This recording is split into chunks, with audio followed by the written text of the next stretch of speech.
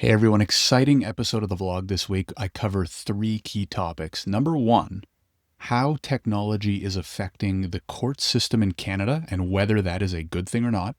Number two, how do we think about planning our careers and businesses with the idea that AI and technology is only getting better and might start replacing some jobs or affecting different industries and stuff like that.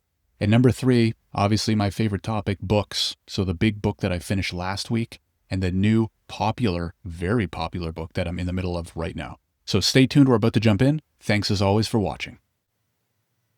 Hey folks, Josh here for another episode of the weekly vlog. If you're watching on YouTube, you might notice the difference in attire.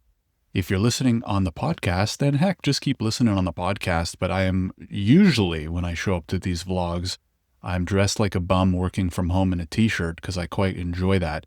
But today I've got the suit and tie on because I just wrapped up a virtual court appearance, which was good because we ended up, it began a little contentious and it ended up settling, which is great.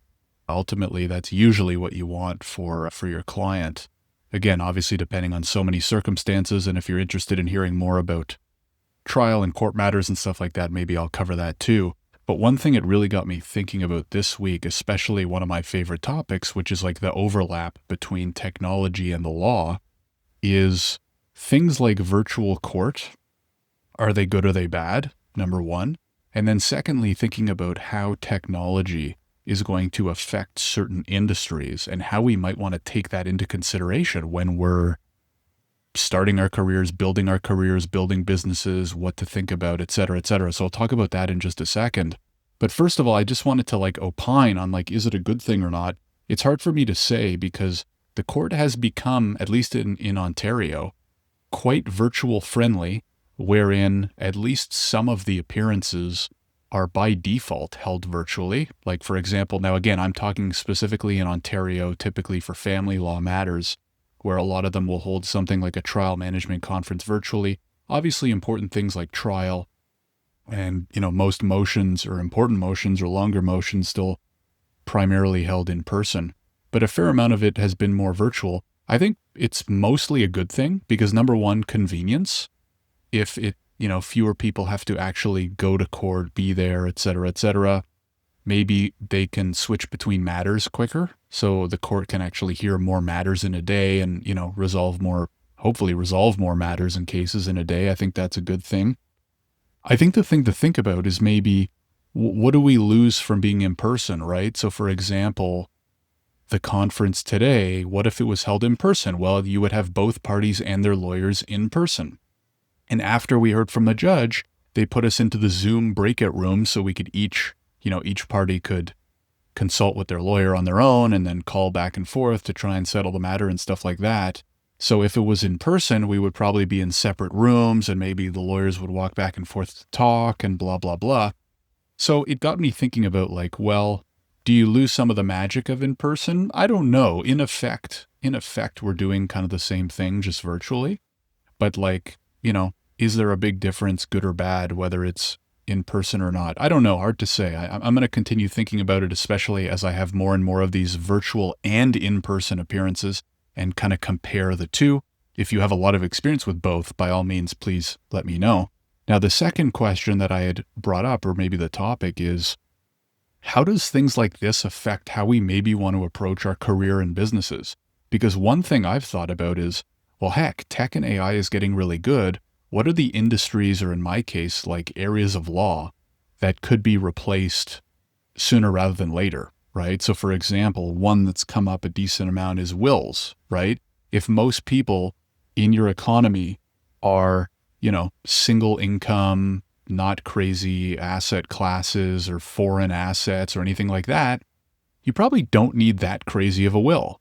And in fact, I used a will builder, right? There's multiple reputable will builders in Canada and probably in your country too, if you're not in Canada, where you put in the basic information and it drafts you a pretty good will, right? So that's one.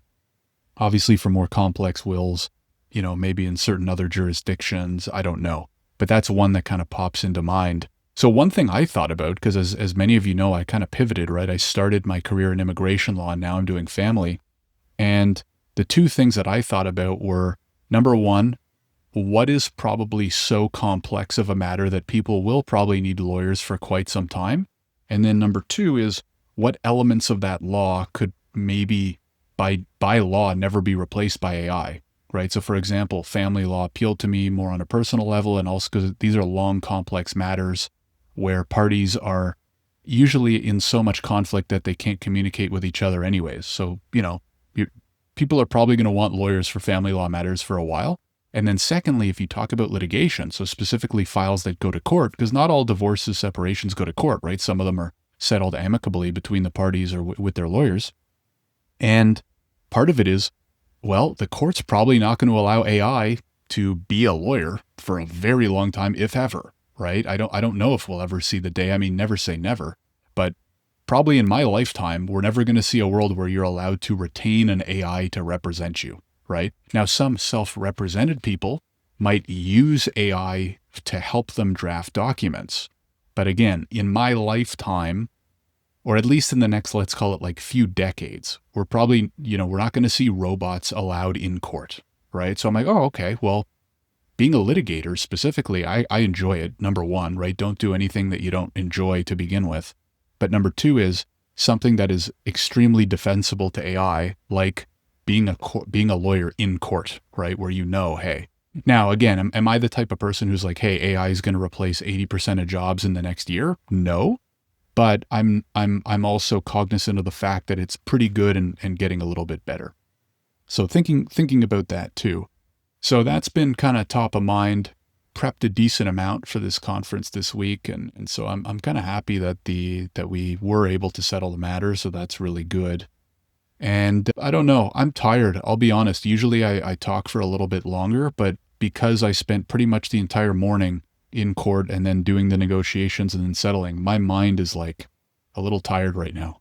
So I think I'm probably going to keep this one a little bit shorter. I'll do a quick book update. So I was able to finish the concise version of Mastery. I don't remember if in the last episode, I know I mentioned Mastery, but I don't think I'd finished the book.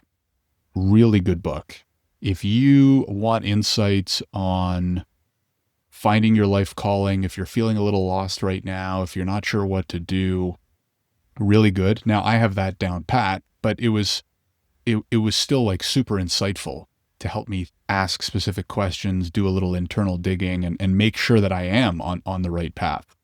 But secondly, and where I found it more helpful, is how to become a master at anything. And it goes into detail on how to do that, right? So once you find your life's calling or your path or what you think might be your life's calling, what do you do next, right? And it takes you through like, well, you should go through an apprenticeship phase and learn under someone smarter than you. And then what? And then what? And then what? And then what? And it was really good.